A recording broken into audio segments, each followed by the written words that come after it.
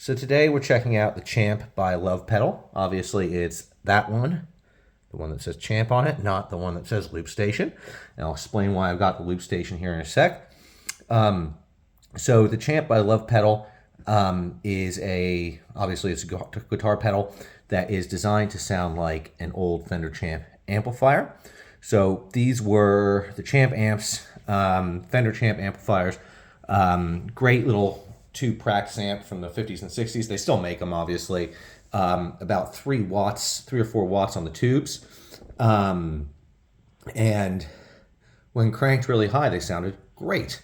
They sounded pretty good just at normal volumes, but when absolutely cranked, they really just screamed. Obviously not something that you can do at 2 in the morning with neighbors. Sometimes you need to be playing a little bit quieter, but it's not really, you're not going to get all the tone out of it. So what Lovepedal did is they developed this pedal here that is designed to sound like a Fender Champ, cranked at full blast if you want it. So to that end, what we've got here is actually a volume knob. That's all that's doing is adjusting the output volume. Meanwhile, the strength of the signal that you put into the pedal is what is going to adjust the amount of drive that you get. So what I've done here is I've just looped something and I can adjust the level on the loop station to adjust the amount of signal that's going into the Champ, and then we can see how we get more overdrive as we turn up the loop station. And that's what you'll hear. I'll have to manipulate this a little bit so I don't piss off the neighbors too much. But let's see how it sounds. I've just looped a little blues riff. I think the big famous one for the Fender Champ is the riff to Layla, which I didn't play because you can hear someone much better than me play that. And that was actually recorded on a Fender Champ, turned all the way up, as was kind of Eric Clapton's way of doing things back then. So let's hear it clean, and then I'll turn the Champ on, and then you'll see me adjust the volume here on the loop station. As the volume goes up, you'll hear the Champ do its work.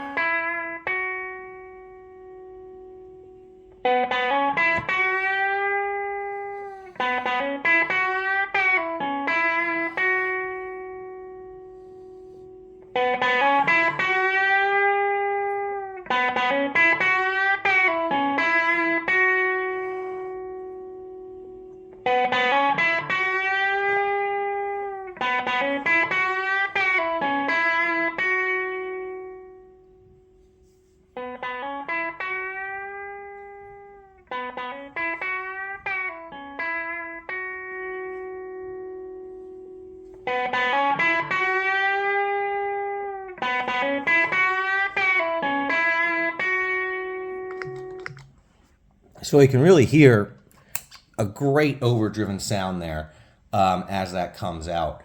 And all Lovepedal has done pretty much with all their pedals is they made an Electra Distortion circuit and fiddled around with the transistors and the exact diodes that they were going to use until they got that tone that they wanted.